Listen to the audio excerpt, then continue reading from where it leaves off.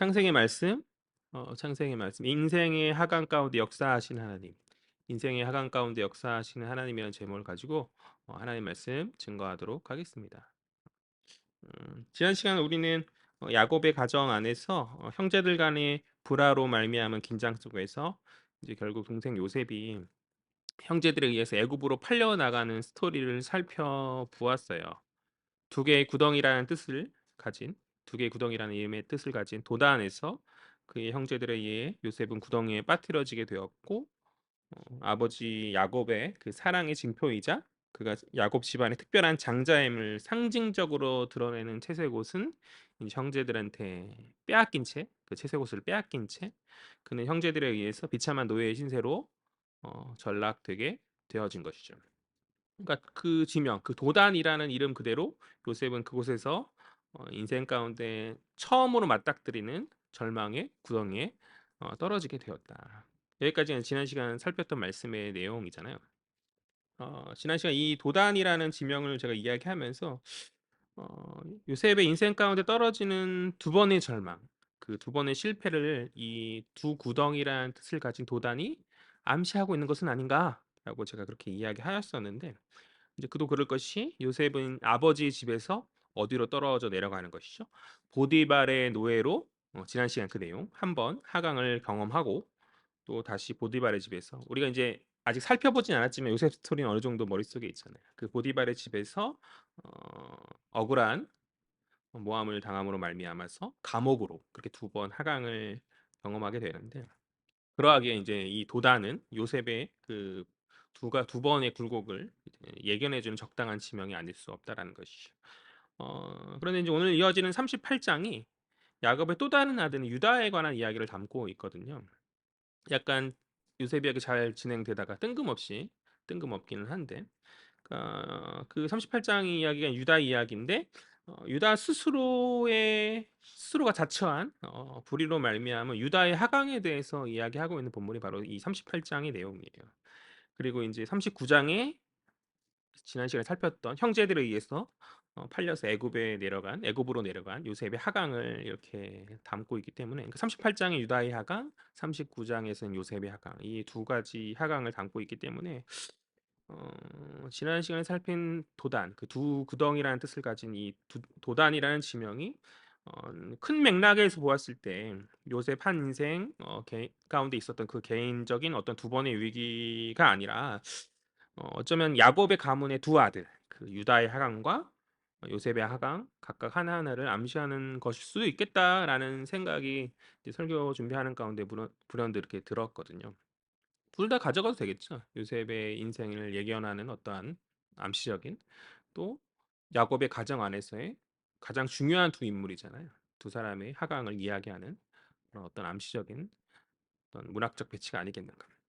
어쨌든 앞서 37장에서 두 구덩이라는 뜻의 도단은 요셉에게 있어서는 이제 아버지 집의 장자에서 노예로 강등되는 공간이기 때문에 하강의 장소요. 유다에게 있어서 형제들을 주도하여서 동생 요셉을 불의하게 팔아넘긴 공간이기 때문에 역시 하강이죠. 그러한 맥락에서 생각해 보았을 때. 그리고 이제 이어지는 38장에서 유다는 오늘 본문 아버지의 집과 형제들을 떠나서 가나안 사람들에게 내려가므로 마찬가지로 또 39장에서 요셉은 아버지 집과 형제들을 떠나서 애굽 사람들에게 내려감으로. 그러니까 그곳에서 하나는 자의로 말미암은 하강, 유다는 그 자의로 말미암은 하강을 경험하고 있고, 다른 하나는 타의로 말미암은 형제들에 의해서 어쩔 수 없이 가는 것이잖아요. 타의로 말미암은 하강을 경험하기 때문에 그 가운데 이제 두 사람들이 위기를 겪는 것이죠. 그렇기 때문에 어, 그렇게 그런 맥락에서 해석해도 좋지 않을까. 그리고 인제 우리가 살펴야 될 포인트는 뭐냐면 그렇게 두 하강의 인생을 걸어가고 있는 그들을 이제 하나님께서 어떻게 섭리 가운데 건지시는가. 거기에 대해서 그런 시각으로 살펴보면 '좋지 않겠는가.' 그런 생각을 하게 되는 것 같아요. 하나는 야곱이 사랑한 마음의 장자이며 실제 두몫을 받음으로 육적인 장자가 되죠. 요셉 이야기를 하고 있는 것이고. 또 다른 하나는 하나님의 인도함 아래에서 인제 어 요셉으로 야곱으로부터 큰 축복을 받고 또 후에 인제 다윗과 메시아를 배출하는 영적인 장자로서 세워지는 그런 자죠. 유다가 그렇고. 그러니까 그런 중요한 인물, 야곱의 이 가문 안에서 중요한 이 두 아들의 하강을 이제 하나님 어떻게 사용하시고 다스리시는가가 우리가 초점을 포커스를 맞춰서 이야기를 살펴보면 좋을 것 같아요.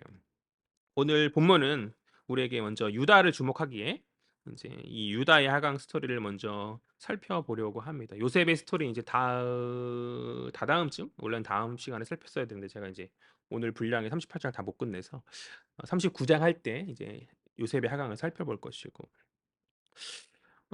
많은 학자들이 이 38장의 본문을 의아하게 생각했어요. 왜 그런 거 하니 야곱 이야기를 지나서 이제 요셉 이야기로 그 이야기의 주도권이 요셉에게 넘어가고 있는 그런 가운데 38장에 제가 계속 얘기했지만 뜬금없이 요셉이 아닌 유다가 갑자기 튀어나오고 있기 때문에 흐름상 무언가 좀 부자연스럽잖아요. 지난 시간에 애굽에 팔려갔다는 얘기가 있었고 그러면 그 애굽으로 간 이야기를 바로 이어서 해주면 되는데 그렇지 않고 갑자기 이제 38장에 유다의 이야기가 나오니까 그래서 이제 자유주의 학자들은 이것을 어떤 성경의 편집상의 실수로 그렇게 치부한 인간의 글이다라고 주장하는 그들의 주장 안에서 이것 봐라 뭔가 이상한 부조합하지 않는가라고 비난하면서 그렇게 치부하는 학자들도 있었는데 그러나 그러한 것이 아니라 앞서 창세기는 족보라는 뼈대로 그 구조가 이루어진다라고 이야기하였었죠. 그 37장 2절에 야곱의 족보는 이러하니라라는 글귀가 어떤 구절이 있거든요.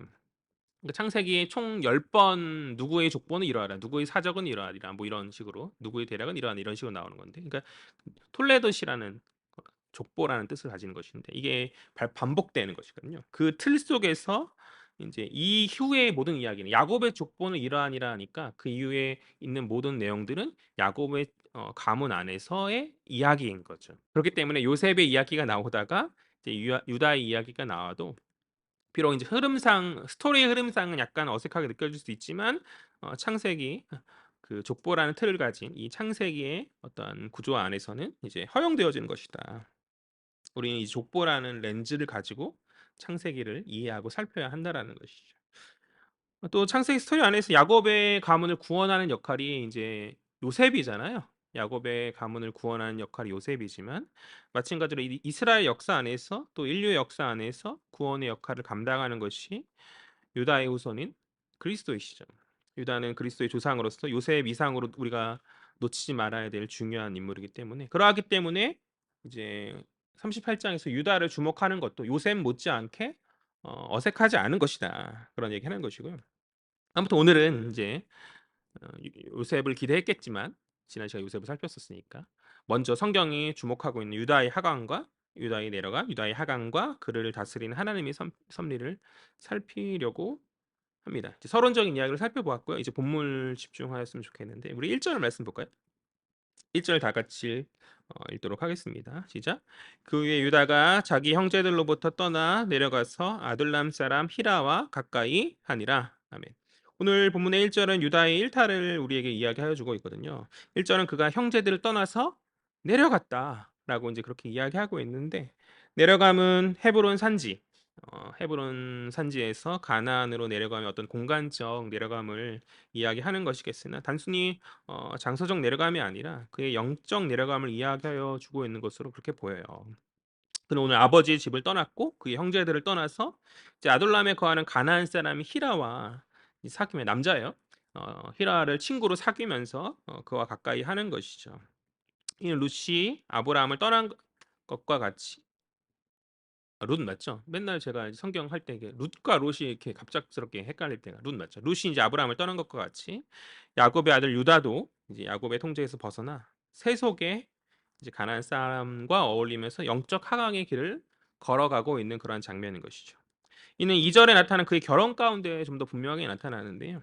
가나안과의 결혼을 피하여서 거룩의 구별을 원했던 아버지 야곱과 할아버지 이삭과는 다르게 가나안 사람 수아의 딸과 그는 결혼하였어요. 그 딸의 이름은 나오지 않네요. 무명의 어떤 가나안 여인과 결혼하였고 그러니까 그렇게 이스마엘이 그랬던 것처럼 에서가 그랬던 것처럼 그렇게 이제 어떤 아버지 가문의 믿음의 가문의 그 틀 안에 거하지 못하고 세속을 향해 가는 거죠. 장로님 아들이 세속 친구들과 놀면서 이제 신앙의 길이 아닌 뭐랄까 어떤 그런 어떤 세상 화목의 길로 가길 좋아하는 그런 모습이다. 그렇게 생각하면 될 것 같아요. 우리 2절 말씀 볼까요? 유다가 시작. 유다가 거기서 가나안 사람 수아라 하는 자의 딸을 보고 그를 데리고 동침하니. 그렇게 이제 세속 아내를 얻고 있는 그런 장면인 것이죠. 이는 다른 아들인 요셉과 비교되어진 것 같은데, 요셉의 하강은 어떤 타에 의한 거잖아요. 본인이 뜻한 가운데 아버지 집에 있고 싶었는데 타에 의해서 이제 요셉이 하강으로 내려가졌다면, 유다의 하강은 자의로 인한 거죠. 스스로 신앙이 굴레에서 벗어나서 그곳에서 창세기 6장에 있던 사람들처럼 시집가고 장가가고 하면서 그 자신의 길을 걸어가려 하고 있는 것이다. 3절에서 이제 5절까지 성경은 그가 가나안 사람 수아의 딸을 통해 세 명의 아들 엘과 오난과 셀라를 낳았음을 우리에게 이야기하여 주고 있어요. 그리고 첫 번째 엘에게서, 장자인 엘에게서 이제 엘에게서가 아니라 첫 번째 장자인 엘에게 이제 다말이라는 아내를 주어서 그를 이제 며느리로 삼고 있는데요. 6절 다 같이 읽겠습니다. 시작. 유다가 장자 엘을 위하여 아내를 데려오니 그의 이름은 다말이더라. 아멘. 이제 문제는 뭐냐면 그렇게 이제 세 아들 낳고 첫 번째 며느리도 먼저 이렇게 얻었는데, 문제는 뭐냐면 유다의 장자 엘이 악하였기에, 성경 가운데 이제 악하였기에 하나님의 심판을 받아 죽었다 이렇게 말하거든요. 그가 악하여서 하나님의 심판을 받고 죽은 거죠. 7절 보면 유다의 장자 엘이 여호와가 보시기 악함으로 여호와께서 그를 죽이신지라. 아멘. 그러니까 이것은 분명한 심판이죠.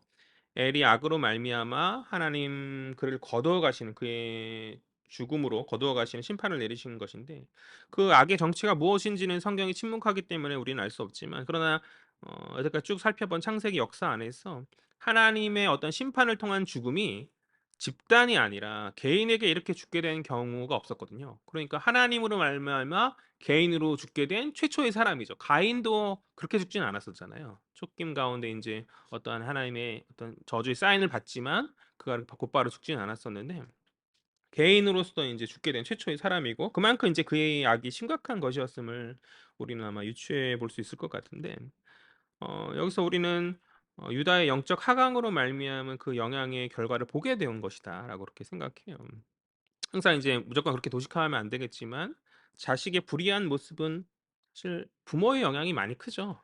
대부분 그런 건 아닌데 많은 부분 자식의 어떤 불의한 모습은 부모의 영향이 있다. 적어도 이제 부모에게 있어서 자식의 악은 책임의 영역이고, 부모는 그 자식을 선하게 인도하여야 하는데, 그러니까 유다 스스로 37장에서 앞서서 동생을 파는 자로서 또 그렇게 하강한 인생을 걸었고, 또 믿음의 영적 가문에서 그가 38장에 와서 이렇게 벗어나서 가나안 사람과 어울리며 세속의 길을 택하였기 때문에 이제 하강의 인생 안에서 그의 자식 엘이 아버지로부터 무엇을 배웠었겠는가. 그 자식도 더하면 더했지 덜하지는 않음을 하나님의 심판 속에서 우리가 유추해 볼 수 있는 것이죠. 어쨌든 그는 어, 엘은 이제 그 악으로 말미암아서 하나님의 심판을 받아 죽게 되었다. 이제 문제는 며느리 다말이죠. 며느리 다말이 혼자 남게 된 것이잖아요. 고대 근동의 험악한 시대 가운데 여인은 남성의 도움이 없으면 살 수 없는 그런 시대였거든요. 그를 보살피는 남편이나 혹은 자식이 있어야 이제 그의 모든 인생들이 안전하고 보존되게 되어지는 것인데, 이렇게 남편이 죽게 된, 자녀도 없는 가운데 이렇게 남편이 죽게 된 경우 그 여인의 생존이 위험하기 때문에 그 여인을 보호하기 위한 특별한 제도가 당대에 있었어요. 그 여인을, 과부가 된 그 여인을 보호하기 위한 제도가 이제 당대에 있었는데, 뭐 용어가 되게 다양하더라고요. 형사취수제도, 뭐 수혼법, 뭐 계대 결혼 등등 이제 다양한 용어로 불리는데, 저는 이제 계대 결혼이 좀 제 입에 잘 맞는 것 같아요. 그래서 이제 계대 결혼이라 할 것인데, 쉽게 말하면 계가 이제 여의, 쉽게 말하면 죽은 남편 대신에 그 집안의 다른 친족이나 즉 형제들이 대신 이제 씨를 주어서 자식을 낳게 해주는 그런 제도거든요. 그러니까 당대 가부장적인 사회 안에서 이제 그 상속의 권리가 남자에게만 있었기 때문에, 남편의 그 죽음으로 말미암아서 유다로부터 받을 그 유다의 자식으로서 받을 그 상속의 권리가 이제 다말이 보장받지 못하게 된 거죠. 엘의 몫이 분명히 있었을 것인데, 장자로서 엘의 몫이 있었을 것인데 엘이 죽었으니 그 상속의 권리가 나머지 두 명의 오난과 셀라에게 가지 않겠어요? 그래서 보통 이런 경우에 그 남편의 친족이, 그러니까 이제 오난이나 엘의 형제인 오난이나 이제 셀라가 이제 죽은 남편을 대신해서 자식을 대신 낳아주되 낳아진 자식은 그 형제들의 자녀가 아닌 그 죽은 남편의 자녀로 입적이 되어지는 거죠. 그런 어떤 제도인데 그렇게 인제 원래 죽은 남편인 그 엘 엘의 자녀가 되었으니 그가 나중에 받을 그 유산의 몫을 이제 그 태어난 자녀가 엘의 몫으로 받게 되는 그런 제도이다. 그 아들을 통해서 인제 원래 죽은 아들이 받을 그 어떤 유산, 상속 그런 게 보장되는 그런 제도인 것인데 그러니까 되게 복잡하게 얘기했는데 이 형제가 대신 자식을 낳아준다라는 그런 거예요. 이제 오늘날로서는 되게 이해가 힘든 그런 제도죠. 그러나 이제 고대 근동의 남성 중심의 그런 가부장제 사회 안에서는 이제 여성의 보호를 위한 긍정적인 제도였다. 우리로서는 이제 '무슨 소리야? 그게 말이 되느냐?' 이렇게 말할 수 있겠지만 당시 우리의 통념과 그때 당시의 통념은 다르잖아요. 그때 당시에는 여성을 보호하기 위한 적절한 그런 조치였다. 사회적 시스템 안에서.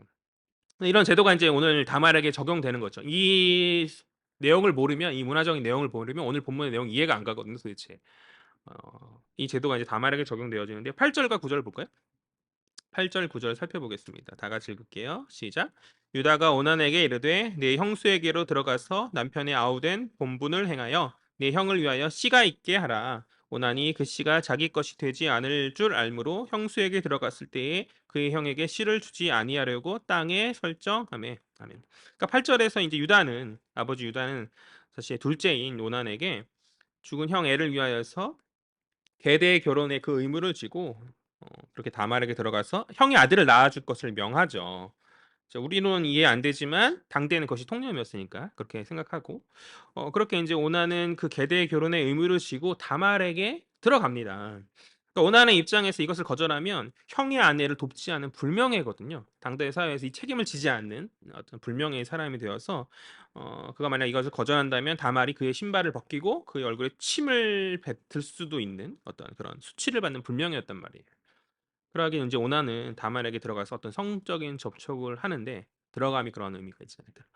그러나 그의 행동은 껍데기의 의무만 수행할 뿐 정당한 의무를 지지 않는 거죠. 왜 그러하죠? 9 절에서 보듯이 그의 씨앗을 다말의 몸에 사정하지 않고 인제 땅에 사정함으로 그 의무를 의도적이고 고의적으로 회피하고 있다. 그러니까 그가 생각하기에 만약 형수가 자기의 씨로 말미암아 자녀를 낳는다면 아버지 재산이 원래 형 엘에게 돌아갈 그 3분의 1의 그 부분 장자면 원래 더 두몫이었을 텐데 많은 부분이 이제 다말에게 돌아갈 거잖아요. 그렇기 때문에 아쉬운 거죠. 그러나 끝까지 다말이 이런 내가 형식적인 어떤 계대 결혼의 어떤 모양은 껍데기는 지키되 그러나 자녀를 낳지 못할 경우에 아버지의 재산은 어떻게 해요? 자기가 갖는 거죠, 자기가. 적어도 2분의 1은 보장이 되는 거잖아요. 그러니까 형 엘이 죽었으니 장자가 보통 두 몫을 받는데 형 엘을 대신에 자신이 장자가 되어서 두 몫을 받을 수도 있는 상황이니까 2분의 1 절반 이상을 그가 3분의 1을 받을 수 있겠네요. 그런 생각이 그에게 인제 있었겠죠. 그러니까 이제 오난의 입장에서는 형수를 통해서 자녀를 낳지 않는 게 더 이익이잖아요.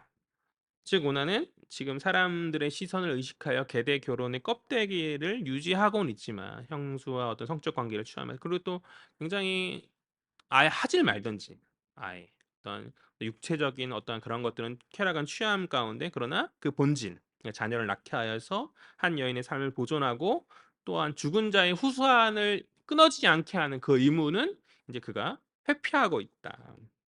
그렇지만 모든 사람의 눈을 속일 수 있다 할지라도 하나님의 눈을 속일 수는 없는 거잖아요. 그래서 인제 10 절을 보니까요. 다 같이 읽어 볼까요? 시작. "그 일이 여호와가 보시기에 악함으로 여호와께서 그도 죽이시니." 아멘. 그러니까 하나님 앞서 엘의 경우와 마찬가지로 오난의 이러한 행동을 어떻게 여기셨다? 악한 것으로 여기셨다라는 것이죠. 그러니까 하나님 백성이 특별히 하나님 택함 받은 가문의 일원이 인애 없음으로 인내 없음으로 사랑 없음으로 나아가는 그것을 하나님 미워하시고 즉각적인 심판을 내리신 거죠. 즉 원하는 계대 결혼의 의무를 지지 않는 어떤 수치를 피하고자 형수인 다말에게는 들어갔으나 껍데기밖에 없는 행위로 말미암아 하나님께 악한 자로서 심판을 받았을 뿐만 아니라 그렇게 인제 그가 죽 악으로 죽게 되어서 오늘 성경에 그렇게 기록되어진 것이잖아요. 그의 어떠한 치부가 드러나는 거죠. 치부가 드러나지게 되었고 그리고 당대뿐만이 아니라 오늘날 우리에게도 그는 수치의 사람이 되는 거죠. 자유를 뜻하는 영어 단어 오나니가 이 사건에서 유래된 거거든요. 그렇게 인제 그의 이름은 영영 수치의 이름이 되었다 저는 그렇게 생각하는데 마치 인제 자신의 책임과 의무를 회피하여서 수치를 당한 기독교인으로부터 매 주일 아침마다 이름이 오르락내리면서 수치를 당하는 인물이 있죠. 누구죠? 본디오 빌라도처럼.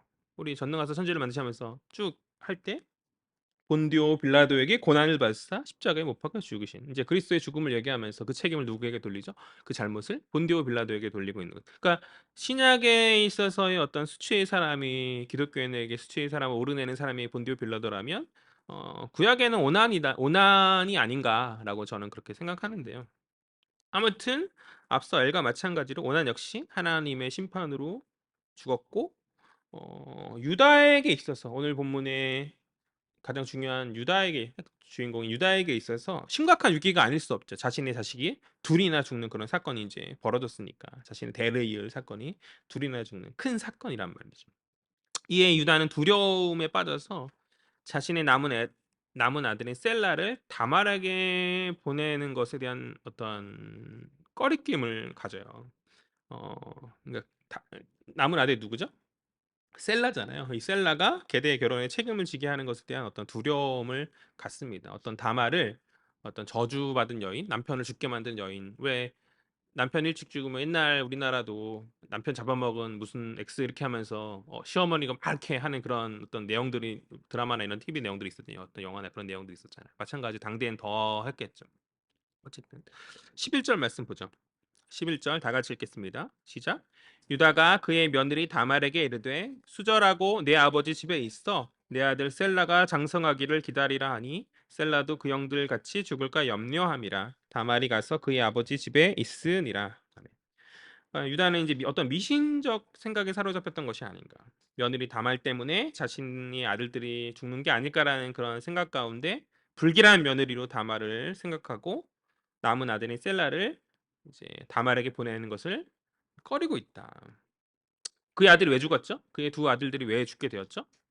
그들 스스로 말미암은 어떤 자의적 죄로 말미암은 것이잖아요. 그러나 유다는 그것을 바라보지 못한 채 며느리 다말에게 책임을 돌리고 있고 그녀를 이제 그의 아버지 집으로 보내고 있는 그런 장면인 것이. 그러니까 유다가 얼마나 오늘 본문 속에 나타난 유다가 얼마나 영적인 눈이 많이 어두웠었는지를 살필 수 있는 그런 장면인 것 같아요. 영적 가운데 깨어 있는 사람이었다면 하나님의 뜻을 깨닫고 악함에서 돌이켜서 마지막 남은 아들도 잘 건사하고 본인도 온전하게 서야 하는데 야곱은 그랬잖아요. 때때로 문제가 발생했을 때 베델로 가고 하나님께 설 수 있는 그 자리로 가는 그러한 모습을 보였었는데 유다는 그러한 모습을 보이지 못한 채 자신의 책임을 불길한 며느리라 타이틀을 씌워서 프레임을 씌워서 다말에게 돌리고 있는 그래서 자기 아버지 다말의 아버지 집으로 그녀를 내어 쫓고 있는 그런 장면이 아닌 거죠. 아닐 수 없는 거죠. 그는 적당한 거짓말을 다말에게 하고 있어요. 셀라가 지금 아직 형들보다는 어리니까 장성한 후에 이제 나중에 계대 결혼에 책임을 지게 할 터니까 할 터이니 당분간 아버지 집에 가 있으라 그렇게 회유하는 거죠. 그러니까 그럴 생각이 없는데 유다가 그럴 생각이 없는데 적당한 거짓말로 다말을 셀라에게로부터 멀어지게 하고 있다. 차라리 이제 셀라를 주지 않겠다. 더 이상 내 자식들을 죽게 할 수 없으니 셀라를 줄 수 없겠다. 그냥 그렇게 말하고 다말을 돌려보냈다면 계대 결혼에 책임을 지지 않았다는 세상의 어떠한 비난을 받을지언정 다말의 입장에서는 과부로 계속 평생을 수절할 것이 아니라 새로운 남편을 찾아 떠날 수도 있는 그런 거거든요. 그러니까 그 가문에서 풀어주면 어떤 정당한 보상을 해주고 풀어주면 새로운 인생을 찾아갈 수도 있는 것 아닌가요? 그러나 앞서 오난과 마찬가지로 책임을 지는 듯하나 유다의 이러한 모습은 껍데기죠. 그러니까 셀라를 나중에라도 보내겠다라는 그런 어떤 공허한 약속, 거짓 약속만 다말에게 한 채 그녀의 인생에 대한 어떤 책임을 지려고 하지 않는 어떤 그녀에게 어떤 수저를 강요하고 있는 그런 장면인 것이죠. 원래 이제 다말이 아버지 집에 갈 것이 아니라 유다가 책임져 주어야 돼요. 셀라를 그에게 들어가게 할 거라면 유다가 책임져 줘야 하는데 자신의 남은 아들 셀라로부터 그녀를 떨어내기 위해서 그는 아무런 책임도 지지 않은 채 아버지의 집으로 다말을 돌려보내고 있다. 이는 앞서서와 마찬가지로 유다의 하강을 잘 보여주는 장면인 거죠. 그러니까 37장에서 지난 시간 37장에서 동생을 팔았던 그가 오늘 38장 가나안에 와서 세속의 하강을 살다가 아들의 영적 상태를 점검하지 못한 가운데 이제는 두려움의 어떤 가운데서 미신적인 생각에 사로잡혀서 그 역시 거짓과 속임수로 아들과 마찬가지로 인애의 의무를 다하지 않으려고 하는 이러한 모습. 어쩌면 앞서 죽은 오난처럼 하나님의 심판을 받아도 할 말이 없는 그런 상황이 아니겠는가. 유다의 이런 모습들은. 하나님 심판인지 아닌지 모르겠는데 그의 가정 안에서 이제 계속된 죽음이 유다의 가정 안에 임하게 돼요. 그러니까 유다의 가나안 아내에게 이르게 되거든요. 그래서 그의 아내가 죽게 되죠. 그 12절 말씀인데 다 같이요. 시작. 얼마 후에 유다의 아내 수아의 딸이 죽은지라 유다가 위로를 받은 후에 그의 친구 아둘람 사람 히라와 함께 딥나로 올라가서 자기 양털 깎는 자에게 이르렀더니 아멘. 아내가 그렇게 죽고 이러한 가운데 셀라가 이제 성장했거든요. 얼마간의 시간이 지나서 셀라가 성장하였음에도 불구하고 기아가 없는 기다림의 상황 가운데 놓인 다말은 시아버지 유다가 셀라를 통하여서 계대의 결혼의 의무를 지을 의사가 없음을 이제 확신한 가운데 이제 그녀는 오늘 담대한 선택으로 자신의 마땅한 권리를 찾는 수고를 감당하는 거죠. 유다가 양털 깎는 자에게 이르렀다는 소식을 들은 다말은 아내를 잃고 사람들의 위로를 받는 가운데 양털 깎는 자에게 이르렀다. 양털 깎는 그런 거는 당대 사람들의 큰 행사였고 그 행사가 벌어지는 가운데 축제가 많이 벌어졌거든요. 그래서 오늘 유다가 아내의 슬픔을 떨쳐내고 어떤 축제의 자리로 그렇게 온 장면이다. 그렇게 생각하면 될 것 같은데요. 유다가 이제 양털 깎는 자에게 이르렀다는 소식을 들은 다말은 자신의 과부의 옷을 벗고 얼굴을 가리어 몸을 감싼 채 유다를 만나기 위해서 거리로 나아가는 것이죠. 어떤 아내를 잃고 이제 성적으로 취약한 그를 찾아가는 어떤 다말의 책략이 아니겠는가. 13절 말씀이요. 다 같이 읽겠습니다. 시작.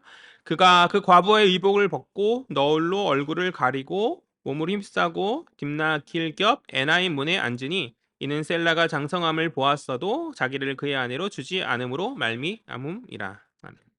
그러니까 이 유다를 향한 나아감이 단순히 어떤 계대 결혼의 의무를 지지 않는 유다에게 가서 따지기 위함이 아님을 우리는 이제 또 계속 이어지는 15절에서부터 18절을 통해 살필 수 있는데요. 15, 16, 17, 18 쭉 다 같이 읽어보도록 하겠습니다. 시작.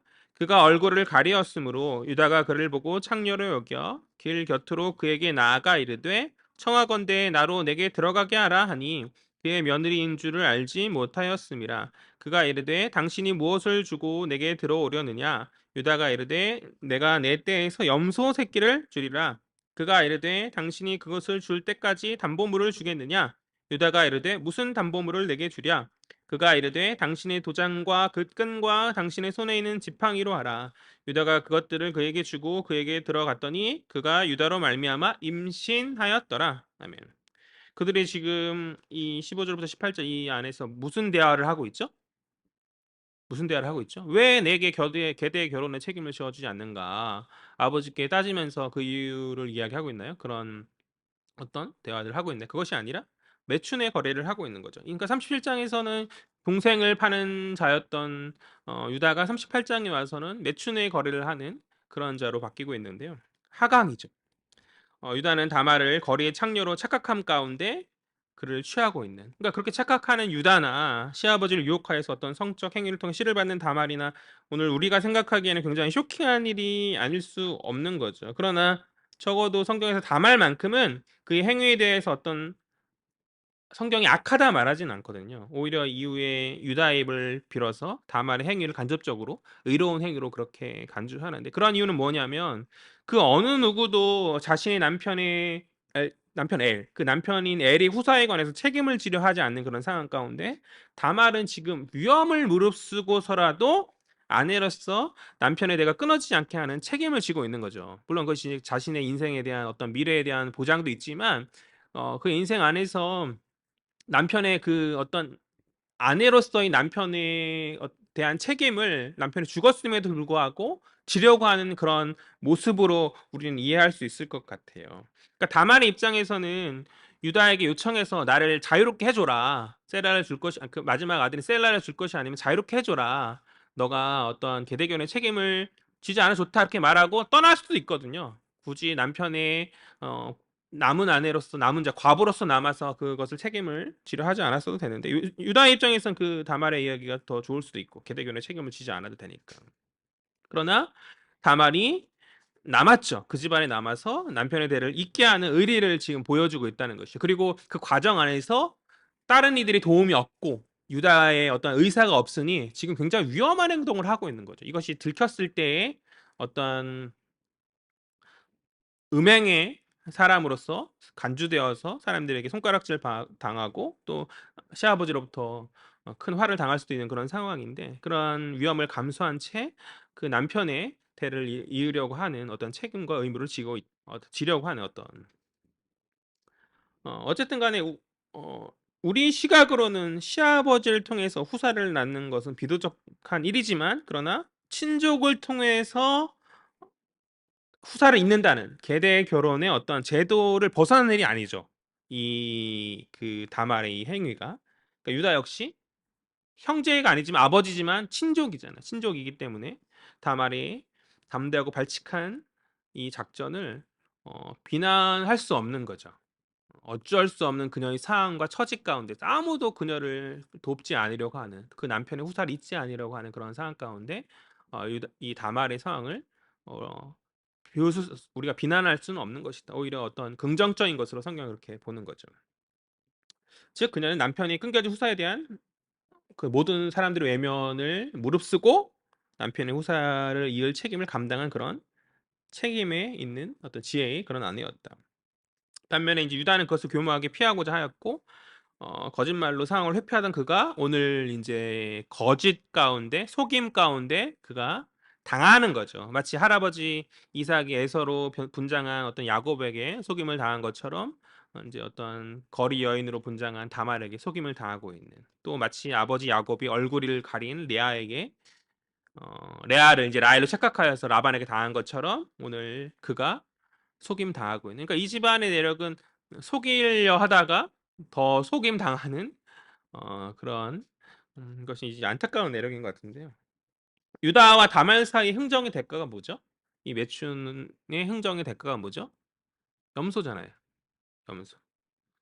다말은 이제 염소를 받을 것처럼 하다가 유다가 당장 염소를 갖고 있지 않으니 담보물을 요구하면서 이제 그를 속이고 있는. 그러니까 염소를 받기 위해서 담보물을 가졌다기보다 나중에 이 일이 들켰을 때 자신의 그 자신과 동침한 자가 유다임을 드러내기 위한 어떠한 다말의 수인 것이잖아요. 그러니까 마치 유다 자신이 염소 피로 아버지 야곱을 속였듯이 오늘 그가 그렇게 속이고 있는 거죠. 37장에 요셉의 죽음을 속이잖아요. 요셉의 채색옷에 염소 피를 묻혀서 아버지 속이잖아요. 그것처럼 오늘 그 아들의 며느리에게 오늘 속임을 당하는 그런 장면이다. 유다는 자신의 며느리 다말에게 속고 있는지도 모른 채 이제 매춘의 대가로 염소를 줄 것을 약속하고 그것의 담보를 요구하는 다말에게 자신의 도장과 끈과 지팡이를 주어서 이제 이 일을 마무리하죠. 이제 후에 집에 돌아가서 염소를 보내어서 거래를 마무리하고자 하지만 다말이 받고자 하는 것은 염소가 아니었고 유다는 다말을 찾을 수가 없었다. 그렇게 그는 대가를 치르지 못한 채 일이 그렇게 마무리되는 듯 하였는데 석 달이 지난 후에 수절하고 있을 다말에게서 행음으로 말미암아 임신했다는 소식이 이제 유다에게 들려진 거죠. 그것이 24절이거든요. 다 같이요. 시작. 석 달쯤 후에 어떤 사람이 유다에게 이르러 말하되 내 며느리 다말이 행음하였고 그 행음함으로 말미암아 임신하였느니라. 유다가 이르되 그를 끌어내어 불사르라. 아멘. 다말이 행음함으로 말미암아 임신했다는 소식 앞에 유다의 반응이 뭐죠? 마지막 마지막 그를 끌어내어 어떻게 해요? 불사르라. 그러니까 내로남불이 따로 없는 거죠. 자신은 불과 얼마 전에 매춘으로 행음하였음에도 불구하고 자신에게는 관대하나 특별히 며느리에게 타인에게는 엄격한 그런 내로남불의 모습이 아닐 수 없는데 유다의 솔직한 마음은 다말을 짐으로 여겼던 거죠. 미신적 두려움에 남은 자식 셀라마저 잃을까 하여 주지 못하는 그런 상황 가운데 그러나 체면 문제가 있기 때문에 약속을 해서 주겠다는 하지만 차일피일 미루고 있는 그런 애매한 그런 상황 가운데서 이 며느리 다말의 행음의 소식은 그것을 꼬투리로 삼아서 그 책임에서 벗어날 수 있는 아주 좋은 그러한 핑계인 것이죠. 더군다나 여성의 행음은 돌로 맞아도 할 말 없던 당대의 그런 암울한 그런 과부정적 시대적 상황 안에서 유다는 자신의 며느리를 불사르라는 그런 어떤 잔인한 말을 서슴없이 그가 하고 있다. 그러나 가만히 있을 다말이 아니죠. 비록 강력한 방법이긴 하였으나 그들의 계대 결혼의 관습상 다말의 행위는 행음이 아닌 정당한 행위였고 오히려 남편의 대를 잇도록 만든 책임 있는 행위이자 지혜였었죠. 25절 말씀. 다 같이요. 다말 행동이 나오고 있는데 다 같이요. 시작. 여인이 끌려 나갈 때에 사람을 보내어 시아버지에게 이르되 이 물건 임자로 말미암아 임신하였나이다. 청하건대 보소서 이 도장과 그 끈과 지팡이가 누구의 것이니까 한지라. 아멘. 그러니까 다말은 끌려나가는 가운데 유다에게 사람을 보내어서 자신이 담보로 삼았던 그 물건들을 보여주는 거죠. 그러니까 자신은 행음한 것이 아니라 모든 사람이 인애를 버리고 의무를 지지 않고 있을 때 자신은 그 책임을 지었을 뿐이라는 일종의 시위를 시아버지에게 하고 있는 그런 장면인 거예요. 그러니까 정리해 볼게요. 오늘 본문의 이야기는 끊임없이 아내로 내려가는 유다의 하강이죠. 동생 요셉을 파는 하강, 지난 시간 37장에서 또 그리고 오늘 38장에 와서 아버지의 집과 형제들을 떠나 세속의 땅 가나안으로 내려가는 하강과 또 그의 자녀들을 온전한 길로 인도하지 못하고 있는 그런 하강, 어, 그리고 그 역시 아들과 다르지 못함을 보여주는 며느리 다말을 두려움 가운데 미신적 두려움 가운데 멀리하고 이내의 책임을 지지 못하는 그런 하강. 아브의 집의 형제들이 아닌 가나안 사람 히라를 형제처럼 여긴 가운데 그들의 문화를 답습하면서 그 양털 축제 기간 동안 창기어 어울리는 것을 마다하지 아니하는 그런 어떤 하강. 더군다나 그 창기가 며느리인지도 모른 채 거짓으로 말미암아 인과응보의 거짓에 속는 그런 하강. 오늘 며느리로 말미암아 그 치부가 드러나는 장면인 것이잖아요. 이 마지막 불사르라 아주 나쁜 짓을 했구나 그렇게 큰 소리 쳤는데 오히려 그러한 어떠한 짓을 저지른 것이 며느리보다 자신임이 드러난 그런 상황. 그러니까 그런 하강 가운데, 그러니까 생각해 보게 되는 거는 이런 유다의 인생이 하나님 앞에서 택함 가운데 세워질 자격이 있는 인생인가? 한번 생각해 볼 필요가 있는 거죠. 그러니까 그 모든 과정이 그러니까 우리가 이제 다음쯤에 살펴볼 요셉처럼 타이로 인해서 누군가의 어떤 외부적인 것에 의한 것이 아니라 그 스스로 자초한 거거든요. 그 대부분의 문제가. 그렇기 때문에 더 큰 문제 아닌가요? 그러나 놀라운 것은 이러한 하강의 인생을 하나님 용납하시고 세우셨다라는 것이죠. 저는 여기에 많은 위로를 받게 되어지는 것 같아요. 앞서 언급했듯이 그가 야곱 가문 영적인 장자 아닌가요? 요셉의 아들들이 두 몫을 받음으로 말미암아서 요셉이 그 야곱 가문 육적인 장자가 되지만 그러나 실제적으로 이스라엘 역사 안에서 이스라엘 이끌고 더군다나 다윗 왕을 배출하고 그리스도 메시아를 배출한 이 가문 영적인 장자는 유다거든요. 성경이 말하는 영적인 장자. 하나님 어찌 이러한 하강의 인생, 하류 인생을 걸어가고 있는 유다를 세우시는가? 하나님 어찌 이러한 자를 세우시는가? 그나마 이 오늘 본문에 이 유다의 하강에 그나마 긍정적인 측면이 있다고 한다면 오늘 며느리 다말에 의해서 그의 잘못이 드러났을 때 그것을 돌이키는 유다의 행동에 있어요. 이것은 이제 이후에 요셉의 스토리 안에서도 마찬가지로 드러나는 그런 어, 긍정적인 모습인데 우리 26절 볼까요? 다 왔어요. 다 같이 읽겠습니다. 시작. 유다가 그것들을 알아보고 이르되 그는 나보다 옳도다. 내가 그를 내 아들 셀라에게 주지 아니하였음이라 하고 다시는 그를 가까이 하지 아니하였더라. 아멘. 그 며느리 다말의 주장 앞에서 유다는 변명하지 않죠. 며느리가 저기 먼 곳에 끌려가고 있을 터인데 며느리가 유다 앞에 나와서 그걸 들이민 게 아니잖아요. 사람을 보내어 들이밀었으니 적당하게 무마하면서 어, 며느리를 죽일 수 있죠. 불살할 수 있는 거죠. 그런 위치에 있는 사람이고. 그러나 다말을 인정해 주죠. 그리고 다말이 자신보다 의롭다 이야기하면서 자신을 낮추고 다말을 높이는 거죠. 그러니까 어느 목사님께서 유다를 정의할 때 회개형 인물이다. 회개형. 그러니까 38장의 유다는 회개 인물이고 39장의 요셉은 이제 어떤 성장형 인물이다. 연단받고 그런 가운데 성장하니까 두 유형으로 구분해서 하시더라고요. 유다를 회개형 인물로 그렇게 정의하셨는데 유다의 이 하강의 인생 가운데 이것이 그의 유일한 긍정적 측면이 아니겠는가. 돌이킬 수 있는, 돌이키고 어떤 잘못을 회개할 수 있는, 사실 그의 후손인 다윗도 하나님 마음에 합한 자라 하지만 이제 신하의 아들인 신하의 아들이래. 신하의 아내인 바세바를 취하잖아요. 우리아의 아내 바세바를 취하잖아요. 그런 엄청난 죄악 앞에서 선지자 나단이 섰을 때 그 나단의 어떠한 그 나단의 말로 말미암은 그런 드러남에 다윗은 어떡하죠? 왕권으로 누르지 않죠. 돌이키잖아요. 이 유다 가문에 흐르는 이 돌이킴의 어떠한 흐름이 다윗에게도 이어진 것이 아니겠는가. 어쨌든 간에 그것이 이제 유다의 어떤 장점이고 하나님 앞에서의 긍정적인 부분들인데, 이러한 부분도 우리가 많이 닮아가야 하지 않을까. 우리 인생 안에서 유다처럼 하강의 인생을 살아가나 비록 우리가, 그러나 하나님의 말씀 앞에서 우리가 돌이킨다면 하나님 그것을 긍정으로 바라보실 것이라 저는 그렇게 믿습니다. 그럼 어쨌든 간에 그것 또한 작은 부분이고, 결국 제가 말하고 싶은 건 뭐냐면 그의 세워짐은 결국엔 하나님의 은혜죠. 그렇지 않아요?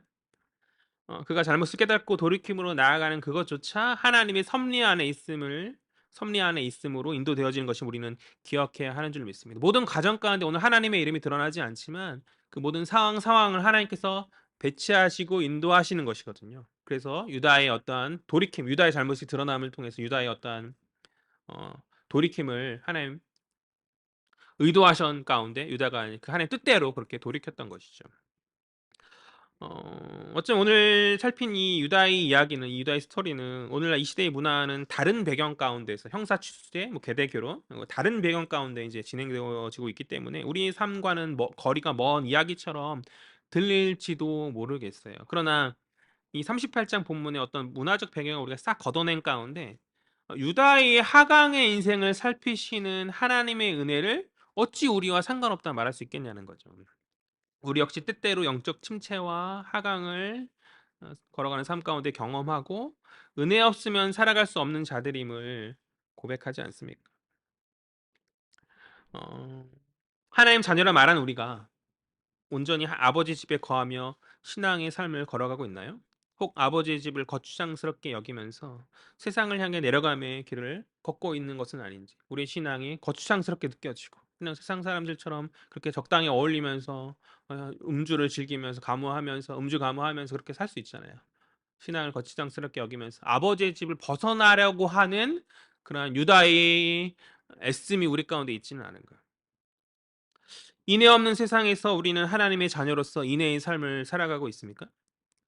인애는 신자의 마땅한 책임이자 의무죠. 내가 아버지로부터 받은 사랑만큼 그것을 행하며 우리가 나아가야 하는 것인데, 그것을 외면한 채 핑계하거나 적당한 본질 없는 껍데기 사랑으로 세상을 섬기고 있지 않는가. 그리스도인으로 말하면서 적당한 사랑으로 세상 가운데 나아가나 그것이 껍데기이고 본질이 없는 모습으로 나아가고 있지는 않는가.